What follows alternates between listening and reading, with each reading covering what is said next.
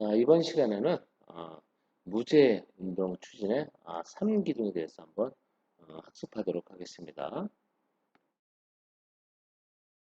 첫 번째가 최고 경영자의 경영 자세입니다. 안전보건은 최고 경영자의 무제, 무질병에 대한 확고한 경영 자세를 이런 자세, 마음가짐이 있어야 되겠습니다.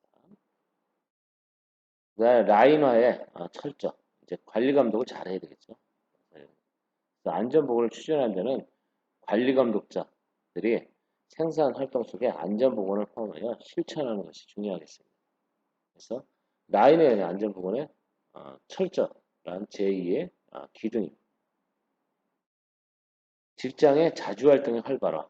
일하는 사람, 한 사람이 안전보건을 자신의 문제이며 동시에 같은 동료의 문제라고 또 진작에 받아들이면서 직장의 팀 멤버와의 협동, 노력으로 자주적으로 추진해가는 것이 필요하겠습니다. 내 일이라고 생각하시면 돼요. 모든 것이 내 것, 나와 관련되어 있기 때문에 이렇게 동료 의식이라든가 이런 것들이 있었을 때 무제 운동에 성공할 수 있겠습니다.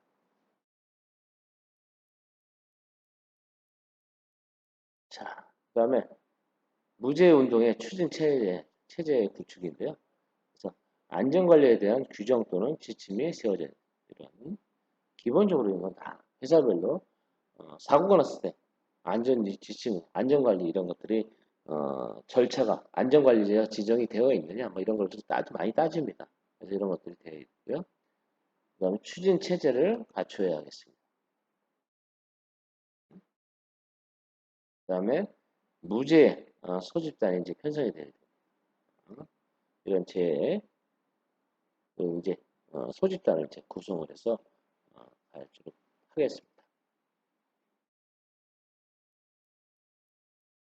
자, 그 다음에 이러한 무죄 운동의 성과로는 어떤 것이 있냐면 보시면 산업보상금 및 간접 비용의 손실을 막을 수 있고요. 생산성 저하도 막을 수 있으므로 기업의 경제적 이익을 줄 수가 있습니다.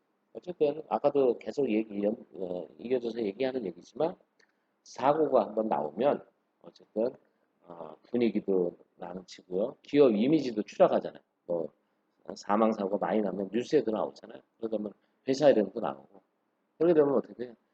근로 일하시는 직원들도 근로자들도 의욕이 떨어져. 뭐 이런 것들 여러 가지 분들이 있습니다. 자율적 문제 해결 능력 운동으로서 생산 품질의 문제 해결 능력이 이제 향상이 되겠죠. 명랑하고 참가적인 창조적인 직장 분위기를 만들어준다. 그다음에 노사 간 화합의 분위기를 조성하여 노사 신뢰가 깊어진다. 그래서 이게 이렇게 됐을 때 우리가 맨날 봄철 되면 이제 파업하고 그러잖아요. 노조에서 파업하고 그러는데 이런 서로가 노사 간의 신뢰가 쌓였을 때 이런 극단적인 파업 같은 이런 극단적인 방법을 쓰지 않죠. 파업이라는 게 그렇잖아요.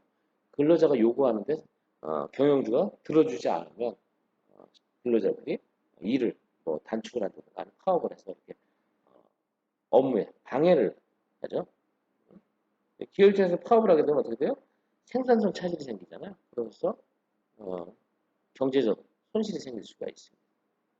이런 어, 무파업 이런 운동이 어, 일어나야 되겠죠. 파업이 없으면 어떻게 돼요?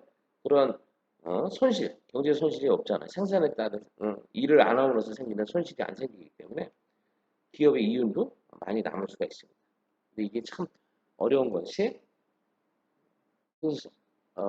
근로자가 요구하는 것이 적당하면 또 돼야 되겠고 또 마찬가지로 경영주들도 근로자한테 어느 정도 해줘야 되는데 서로 한쪽은 너무 많이 원하는 경우도 있고 한쪽은 너무 또 안 해주려고 하는 그러다 보니까 서로 이해 충돌이 생기겠죠. 그래서 어쨌든 서로 노사가 이렇게 신뢰를 주고받으면 훨씬 어, 이런 재해라든가 이런 것도 예방이 될 수 있을 것으로 생각됩니다. 자, 제 4절입니다. 이제 안전활동 이제 기법에 대해서 나오는데요. 어떤 것이 있는지 한번 보면 위험 예지 훈련의 의의, 예지훈련. 그래서 위험 예지훈련은 작업을 하기 시작 전 단시간 5에서 7분 내에 토의하고 개개인의 위험에 대한 감수성을 높이고 그 위험 요소를 해결하는 것을 생활화하는 훈련이다. 그래서 이런 위험 예지 훈련은 직장이나 작업의 상황 속에서 위험 요인을 발견하는 감수성을 개인 수준에서 팀 수준으로 높이는 감수성 훈련이다. 즉, 이를 순서화하면 직장, 작업의 상황 속에서 잠재하는 위험 요인, 그것이 초래하는 현상을 작업의 상황을 묘사한 도해를 사용하여 그림이 같죠? 이런 작업 공정 그림 같은 것이 나올 수가 있으면 위험 요인과 그것에 초래하는 현상을 작업의 현황을 보이면서 직장 소집단에서 토의하고 생각하며 합의한 뒤 위험의 포인트나 중점 실시 사항을 지적 확인하여 행동하기에 앞서 해결하는 것을 습관화하는 훈련이다. 그래서 여기서 위험 요소는 위험 요인이랑 산업재해나 사고 요인이 될 가능성이 있는 불안전한 행동과 불안전 상태를 말한다. 되어 있습니다.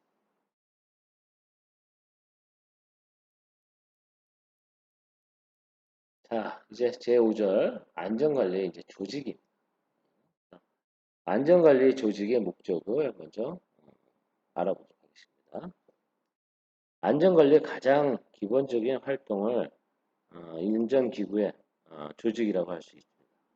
안전관리 조직이 편성되면 조직 구성원들에게 안전관리 직무를 보장하고 책임을 부여하여 또한 이것을 관리 규정으로 정해야 합니다. 그래서 조직 구성 시에는 구성원 모두 참여시킬 수 있어야 하고 각 계층 간의 종적, 행적, 기능적 유대가 이루어져 조직의 기능을 충분히 발휘할 수 있는 구조이겠습니다. 조직은 기업의 안전을 근본적으로 확보하고 책임 있는 안전활동을 전개하여 조직적인 사고 예방 활동의 추진으로 모든 위험 요소의 제거와 기술 수준 향상과 재해 예방을 감소시켜 단위당 예방 비용의 절감을 목적으로 한다. 예방 비용의 절감을 목적으로. 그럼 위에 다 나왔던 얘기예요. 조직적인 사고 예방할 거고요. 위험 제거 기술 수준이 향상되고요. 조직 간 거. 이런 지금 위에서 나와야 했던 이런 내용들이 다 여기 지금 나와 있습니다. 다시 나와야 돼 있습니다. 자, 그 다음에 안전관리 조직의 업무가 이렇게 있습니다. 안전관리자의 업무. 산업재해 예방 계획 수립에 관한 사항들. 이게 기본이죠. 일단 안전관리자가 하는 거는 안전관리 책임자가 이런 계획을 세워야 돼요. 안전보건관리 규정의 작성 및 변경에 관한 사항, 근로자의 안전 보건 교육에 관한 사항, 작업 환경의 측정, 작업 환경의 점검 및 개선에 관한 사항,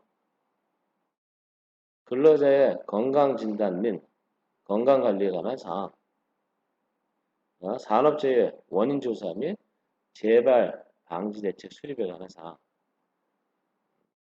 산업재해에 관한 통계 기록의 유지와 관련 사항, 안전보건에 관련된 안전장치 및 보호구 구입 시에 적격품용. 이거 보호할 때 적격품이 아니고 기품이 그러면 안 되겠죠? 그 다음에 근로자의 위험 예방 조치에 관한 사항으로서 고용능을 정하는 사항들 이런 것들이 있습니다. 그 다음에 안전관리자의 이제 업무가 있으면 산업안전보건위원회 또는 안전보건에 관한 노사협의체에서 심의 의결 업무와 해당 사업종의 안전보건관리 규정 및 취업규칙에 정한 업무 이렇게 되어 있습니다. 그래서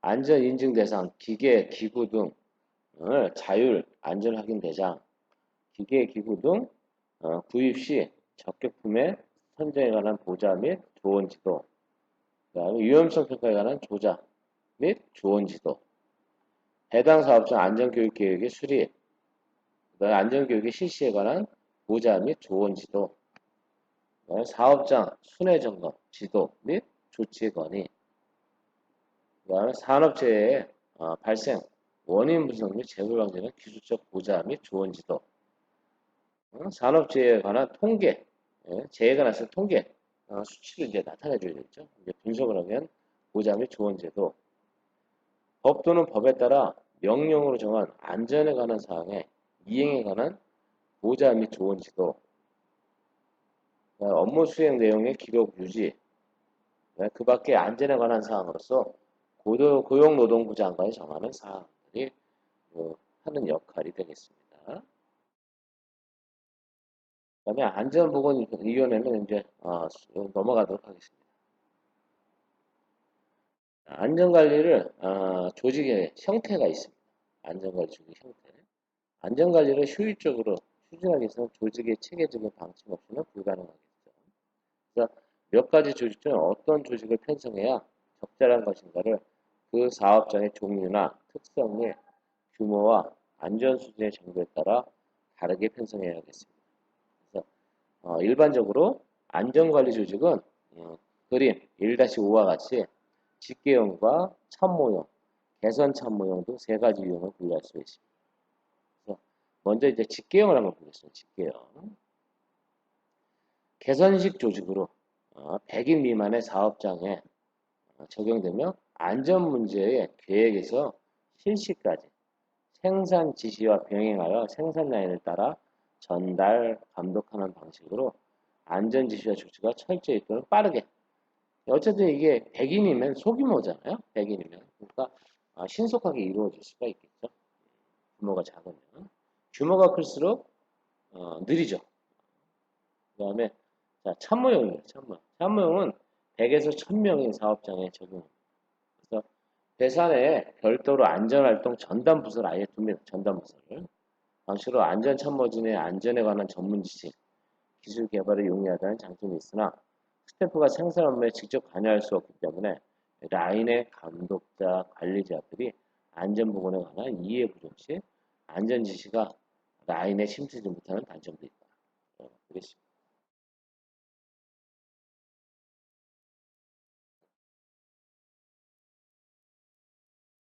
자, 개선형 참모형입니다.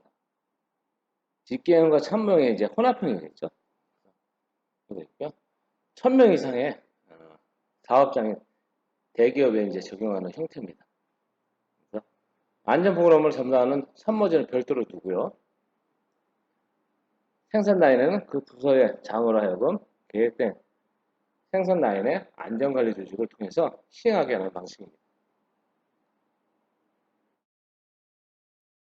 참모진의 계획 이외에도 생산 라인, 차체, 자율안전관리라든가 연구, 조사, 교육, 훈련 등이 가능하며 조직원 전원을 자율적으로 안전활동에 참여시킬 수 있다는 장점이 있겠습니다.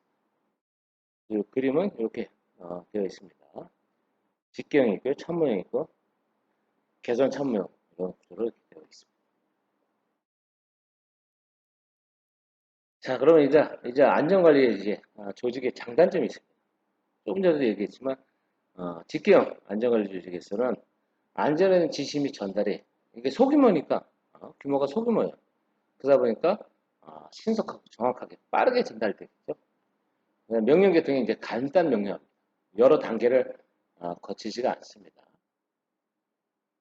그런데 단점으로는 안전에 대한 전문적인 지식 및 기술 축적이 미흡하게 되죠. 그 다음에 안전 정보 및 신기술 개발이 어렵다는 단점이 있습니다. 이 100인 미만의 사업장에 적합한 조직입니다. 네, 참모 안전 조직, 안전관리 조직입니다. 안전에 대한 지식 및 기술 축적이 용이하고요. 신속한 안전 정보의 입수가 가능하고 안전에 대한 신기술 개발이 가능합니다. 경영자에게 지도, 조언, 자문을 할 수가 있습니다. 네, 사업장의 실정에 맞게 안전의 표준화를 달성할 수가 있겠습니다. 단점으로는 생산 부서와 유기적인 협조가 없으면 안전에 대한 지시나 전달이 어렵다. 즉 아까도 얘기했지만 이게 안전에 대한 전문적인 지식이 없으면 현장하고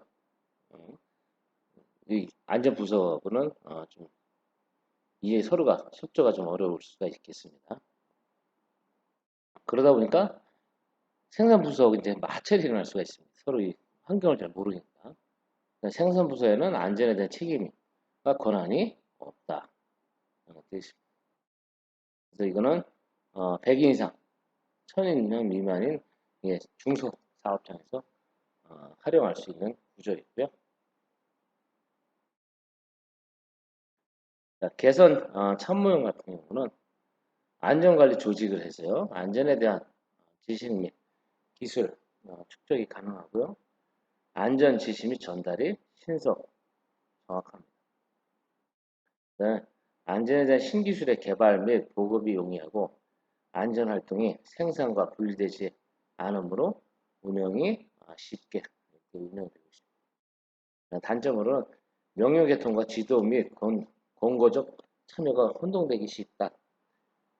그래서 이런 거는 대기업에서 쓸 수 있으니까 소규모 사업장에서 쓸 수가 없고요. 이렇게 대기업 사업장에서 활용할 수 있다.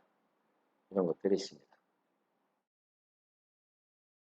자, 이제 제2장으로 넘어가는데 재해 조사와 재해 이론에 대해서 학습하도록 하겠습니다. 제1절 재해와 사고의 의의, 제2절은 재해 조사, 제3절 재해 관련 이론, 제4절 재해 예방 원칙 등에 대해서 학습하도록 하겠습니다.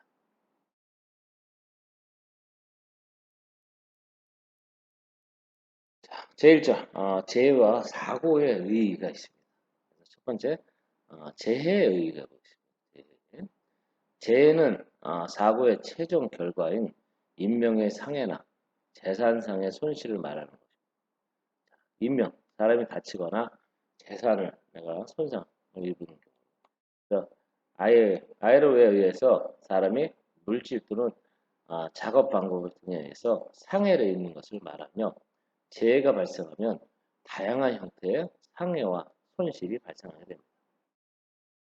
그래서 법령상 재해는 직업병과 상해를 통칭하며 인적 재해와 자연 재해로 구분할 수 있습니다.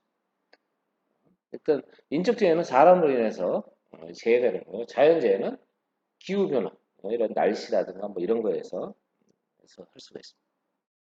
일반적인 재해는 천재와 인재를 나눌 수 있습니다. 뭐 천재 같은 건 어떻게 할 수 있는 방법은 없죠. 근데 인재는 우리가 많이 예방할 수가 있습니다. 그래서 원칙적으로 인재는 예방할 수 있으나 현재 기술로 자연재해 발생을 미연에 예방한다는 것은 어렵겠죠. 그래서 우리가 매번 여름철에 보면 우리도 태풍이 오고 그러잖아요. 그랬을 때 우리가 물론 예방을 하긴 한다 그러지만 이게 어떻게 일어날지 모르니까요. 그래서 그런 것들이 있습니다. 예방하려고 노력은 많이 하는데 100% 예방할 수는 없죠. 미연에 자연재해 같은 경우는. 따라서 천재는 가능한 한 신속하게 예견하고 미리 어떻게 흘 거라는 것을 보고 피해를 최소화할 수 있도록 대책을 마련해야겠습니다. 자, 보시면 재해 종류에 보시면 이렇게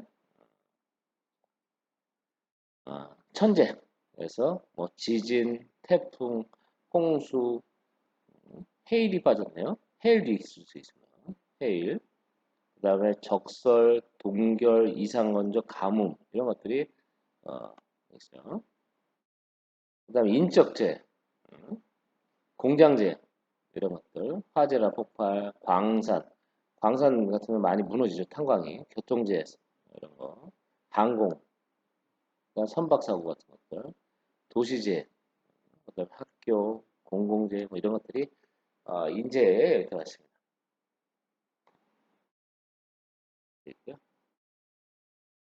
자, 그다음에 재해 분류를 보시면 일반적으로 인재는 다양한 종류가 있으나 사고의 최종 결과인 인명의 상해나 재산상의 손실에 따라 분류할 수 있다고 되어 있습니다.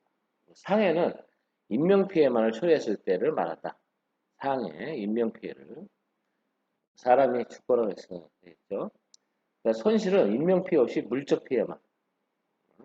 뭐 집이 무너졌다든가 뭐 차가 부서졌다든가 이런 것들이겠죠. 무상해 자고는 일체의 인적, 물적 피해 여부는 없으나 아슬아슬 정도로 불완전한 행동을 말한다. 그래서 요런 걸 분리하면 다음과 같다고 했는데 공장재해는 공장이나 사업자 등에서 일어나는 화재, 폭발, 붕괴, 중독, 근로재해, 직업병, 산업공해 등의 재해를 말하는 거고요. 광산재해는 광산에서 일어나는 갱내 붕괴, 갱내 화재, 갱내 천장 난방, 탄전 폭발, 가스 배출, 폭발 등으로 인하여 일어나는 재해를 말하는 거고요. 그 다음에 이제 교통재해. 교통재해는 각종 차량과 열차 등의 충돌 및 전복 탈선 등 사고나 항공기 추락사고. 이거는, 이건 따로 해야 되는 교통재해. 뭐 항공 따로 해야 되는 여기 다 나와 있네요. 이렇게 돼 있고요. 그다음 위험물 수송 사고, 중장비 운전 사고 등의 특히 중장비 같은 경우는 사고가 많이 일어나고 있죠. 건설기계 장비들 이렇게 돼 있어요.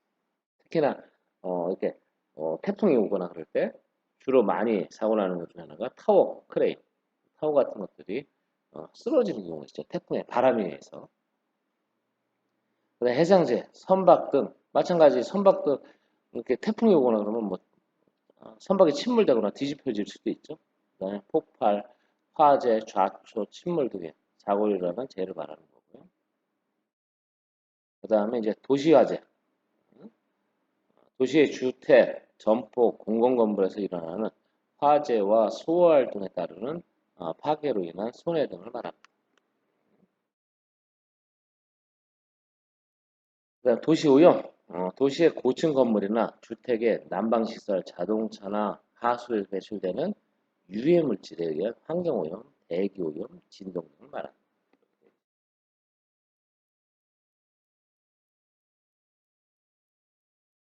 그러면 이제 사고의 이제 본질, 사고란 뜻밖의 일어난 사건이나 탈 또는 고의성이 없는 어떤 불완전한 행동이나 조건에 서행되어 일어난 일의 능률을 저하시킵니다. 일의 능률을 저하시킵니다. 또는 직접 또는 간접으로 인명 및 재산의 손실을 가져올 수 있는 사건으로 본질적인 특성을 가지고 있다. 이렇게 돼 있고요. 이거 본질만 이렇게 하고 넘어가겠습니다.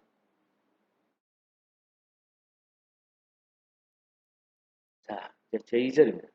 재해조사.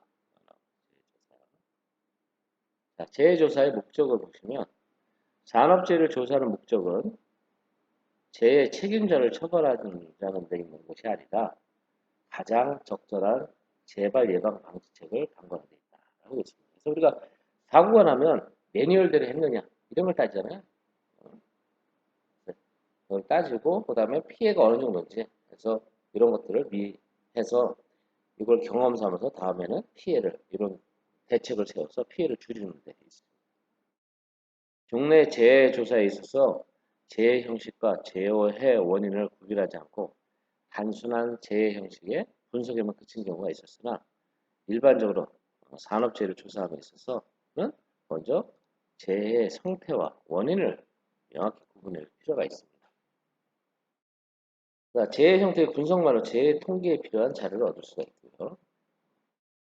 그러니까 같은 동종사고와 유사사고의 재발 방지 및 원인의 규명과 예방 자료 수집이 이루어져야겠습니다. 그다음에 이제 이러한 재해 조사의 방법에는 어떤 것이 있냐면 재해 발생 직후에 행한다. 재해 조사니까 재해가 발생해야 하는 거죠. 사전에 조사하면 안 되겠죠. 어? 직후에 너무 또 늦게 가면 안 되죠. 재해가 발생이 됐는데 너무 늦게 가면 안 되고 바로 재해 직후에 바로 가야 돼요. 그러니까 현장의 물리적 흔적을 수집해야 되고요. 그러니까 재해 현장은 사진을 촬영하여 보관하고 기록해야 한다. 그래야 어떻게 다음에 이럴 때 이 정도의 피해가 있었다는 것을 자료가 있어야 알 수가 있기 때문에. 그다음에 목격자, 현장 책임자 등이 많은 사람들에게 사고시 상황을 듣는다. 그러니까 재해 피해자로부터 재해 직전의 상황을 듣는다. 이런 것도 있겠습니다. 자, 그다음에 재해 조사에 이제 3단계가 있는데요. 첫 번째가 이제 무조건 뭐 기본이 현장 보존이죠. 현장이 훼손되면 안 되잖아요. 네, 조사를 하는데 뭐 누가 와서 막 다 정리해버리면 안 되잖아요. 네, 현장을 보존했고요. 사실을 수집해야 되겠죠. 그래서 목격자라든 아까 얘기했던 이런 사람들한테 물어보고 여러 가지 그래야 되겠죠. 진술 등 이런 것들이 필요하겠습니다. 그 다음에 재조사의 유의사항이 있습니다. 유의사항은 어떤 것이 있냐면 사실을 수집해야 돼. 근데 사실을 수집했는데 거짓을 수집하면 안 되겠잖아요. 내가 유리한 걸 하기 위해서 이런 내가 의도하는 방향을 하기 위해서 의도적으로 이렇게 저걸 하면 안 되잖아요. 사실을. 그래서 사실대로 해야 돼요. 목격자의 증언이나 사실, 위의 추측에 말고 말은 참고만 한다. 조사는 신속하게 실시하고 긴급 조치하에 2차 재해 방지를 도모한다. 그 다음에 사람, 기계 설비, 양면의 제휴를 모두 도출한다. 사람만 듣는 게 아니고 기계들도 피해가 있죠. 객관적인 입장에서 공정하게 조사해요. 미리 선입견을 준다든가 아니면 뭐 이렇게 하면 안 되겠죠. 조사는 2인 이상 한다. 책임 추궁보다는 재발 방지를 우선하는 기본 태도를 갖는다. 피해자에 대한 구급 조치를 우선한다. 2차 재해 예방과 위험성에 대한 보호를 착용한다. 이런 것들이 있습니다. 특히나 중요한 건 이제 피해자의 구급 조치를 우선하겠죠. 구급 조치를. 피해자가 있는데 그걸 방치하고 조사만 하면 안 되겠고 우선 피해를 당한 사람을 우선 구급을 먼저 우리가 이게 우선이죠. 사고 났을 때도 피해자를 먼저 구급한 다음에 그런 것을 조사를 해야 되겠죠.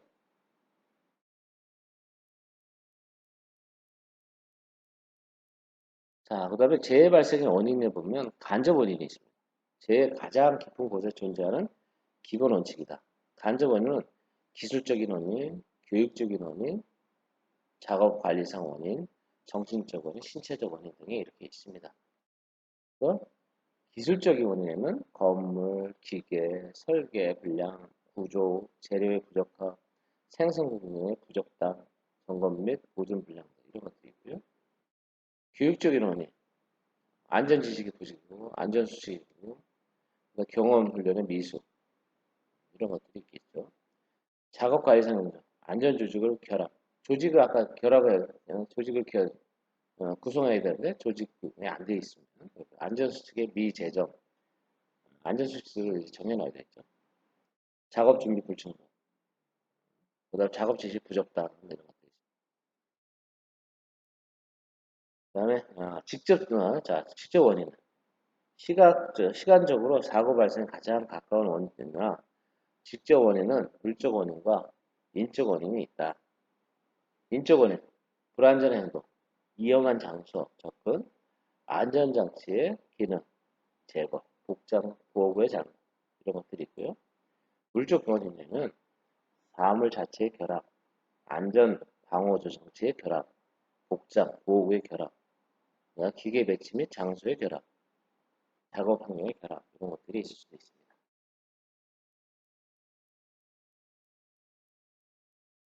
그 다음에 직접 원인과 간접 원인의 예방 대책과의 상호 원인은 다음과 같다라고 했는데 어떤 것이 있는지 한번 상호 관계 한번 보겠습니다. 자, 일단 기초 원인이 이렇게 있고요. 2차 원인, 간접 원인이 이렇게 있죠. 직접 원인은 인적 물적이 있고요. 사고, 재해 이렇게 이루어지고 있습니다.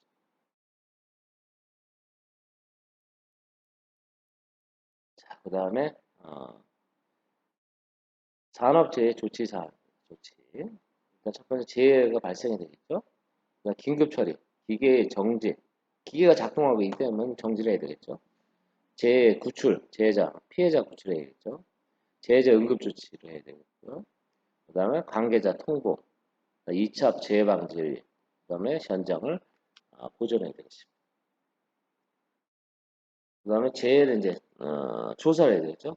사상자를 어떻게 되고요. 육하 원칙에 의해서 잠재적 재해 요인은 이제 적출, 파악해야 되겠죠.